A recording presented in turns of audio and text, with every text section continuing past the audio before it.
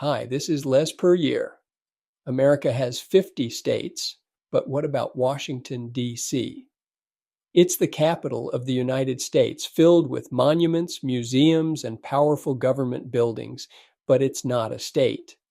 In fact, over 700,000 people live here, more than in some actual states, but they don't have full voting representation in Congress. Why?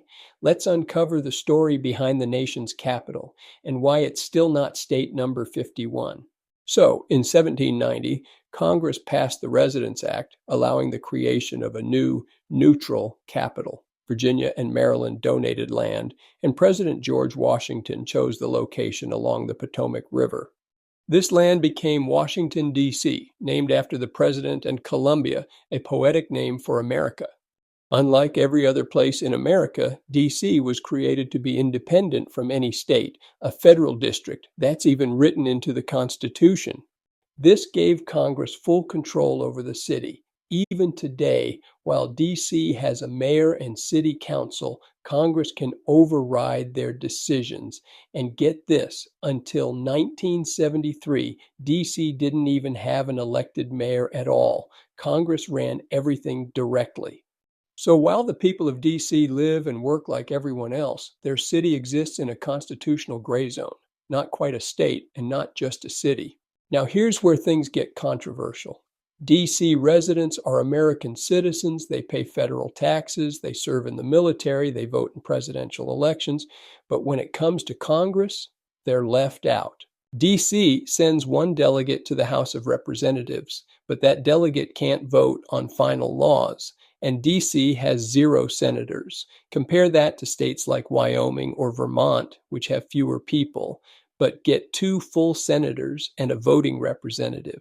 For many, that feels unfair. In fact, the slogan on D.C.'s license plate says it all: taxation without representation. Sound familiar? That was one of the main reasons the colonies fought the American Revolution.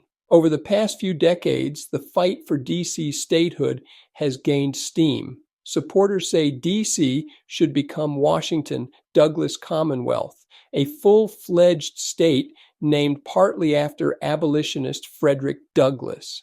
They argue D.C. residents deserve equal rights. They already have all the responsibilities of citizenship, and democracy means everyone should have a voice. But others push back. Opponents say the Constitution intended the capital to be outside the states. Making D.C. a state could require a constitutional amendment. And yes, there's a political angle.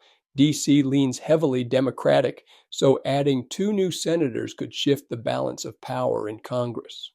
So where does that leave us? Washington, D.C. remains a symbol of democracy, but its residents still don't have full democratic rights.